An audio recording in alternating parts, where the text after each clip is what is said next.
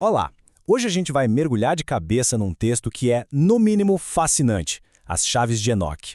E a nossa abordagem aqui não é religiosa, tá? A gente vai analisar o livro pelo que ele mesmo se propõe a ser. Um complexo projeto, quase um manual de instruções para o próximo grande passo na evolução da humanidade. Para começar, olha só essa citação do próprio livro. Ela já dá o tom de tudo.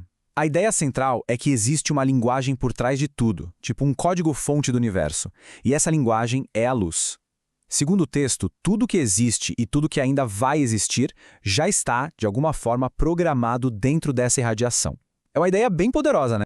E é exatamente essa grande questão que o livro alega responder. É uma premissa gigantesca, eu sei, mas nos convida a, por um momento, suspender o que a gente acha que sabe e explorar um mapa da realidade totalmente diferente, onde o nosso futuro já estaria, de certa forma, codificado. Então vamos para o primeiro ponto. O texto se apresenta como uma escritura revelada. O que isso quer dizer? Basicamente, ele se descreve como um projeto detalhado, uma planta baixa que explicaria a conexão entre a nossa evolução aqui na Terra e uma inteligência cósmica muito superior. E o objetivo desse projeto, ele propõe um caminho claro para o que chama de ascensão. Para a gente entender esse projeto, a gente precisa saber qual é o material de construção principal, certo? E esse material seria a luz vivente. Olha, não é para pensar na luz de uma lâmpada. O texto descreve isso como a própria substância da consciência e da informação que tece todas as realidades. Seria um meio pelo qual tudo se cria e se comunica no universo. Bom, agora a coisa fica ainda mais interessante. O livro não para por aí. Ele apresenta um verdadeiro mapa do cosmos. É quase um organograma da administração universal, sabe? Ele detalha as figuras, as forças que, segundo a narrativa, governam os universos e supervisionam diretamente a nossa evolução. E aqui a gente tem a estrutura dessa hierarquia. No topo, o Pai, a fonte criadora. Logo abaixo, Metatron, que seria o grande mensageiro, o responsável por distribuir a luz vivente. Depois, Melquisedeque, uma espécie de reitor cósmico, que guia os mundos em evolução. O alto comando, com arcanjos conhecidos, seriam os administradores da lei. E, por fim, as ordens angélicas, que são os manadedores da estrutura de tudo.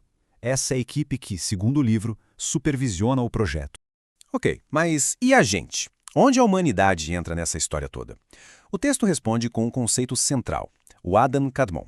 Pensa nele como o modelo divino do ser humano, a nossa versão final, que representa o nosso potencial máximo de evolução. E este slide aqui ilustra a diferença de um jeito brilhante. De um lado, a forma humana é atual, limitada, baseada em carbono, operando em 3D. Do outro, o Adam Kadmon, a imagem divina, com consciência multidimensional e um código genético baseado em luz. A transição de um para o outro é, em essência, o grande objetivo da tal ascensão. Isso, claro, levanta uma pergunta fundamental.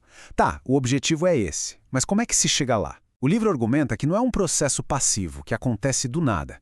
Pelo contrário, exige um mecanismo, um verdadeiro veículo para a nossa consciência. E esse veículo é chamado de corpo de luz, ou, num termo mais místico, Merkabah. O ponto crucial aqui, segundo o texto, é que ele não é algo que se constrói do zero. É um potencial que já existe dentro de nós, uma estrutura de energia geométrica que, ao ser ativada, permitiria que a nossa consciência operasse muito além das limitações do corpo físico e do nosso espaço-tempo. Certo. Então, se existe esse veículo, como é que a gente liga a ignição? O texto descreve um processo bem específico de ativação que mistura uma postura espiritual com práticas que são, vamos dizer, bem esotéricas. Vamos detalhar esses 3 passos. Primeiro, a fé, que é descrita como a sintonia necessária para poder receber a luz vivente. Segundo, a reprogramação do corpo, que usaria o que o livro chama de linguagem de luz, símbolos, códigos sonoros, para literalmente reescrever nosso código biológico. E terceiro, a ativação da Merkabah, que seria o resultado direto dos 2 primeiros passos, um alinhamento com frequências mais altas de evolução. Agora, a nossa análise nos leva à parte mais profética do texto. Ele expande o foco do caminho individual para prever eventos cósmicos gigantescos que funcionariam como um gatilho para uma mudança de consciência em escala planetária. E a sequência descrita é bem dramática. Começa com ondas de energia cósmica alterando o campo magnético da Terra. Isso leva a um cataclisma planetário, que, por sua vez, ativa um novo programa genético naqueles que estiverem sintonizados. O resultado? Um salto quântico coletivo para um novo estado de ser. E aqui está o pulo do gato dessa narrativa. O cataclisma não é apresentado como um fim, mas como um mecanismo de reinicialização. É quase como formatar o disco rígido do planeta para instalar um novo sistema operacional, um novo software evolutivo muito mais avançado. Para a gente fechar, qual é a mensagem central que une todas essas chaves, todas essas ideias? É a integração de campos que a gente normalmente vê como totalmente separados, a ciência e a espiritualidade. O objetivo final descrito nas chaves é, portanto, a síntese. É a fusão da física com a consciência. É o fim do nosso aparente isolamento cósmico. E, no fim das contas, é a compreensão da realidade como um grande programa de informação divina. Um programa que estaria pronto para ser reescrito.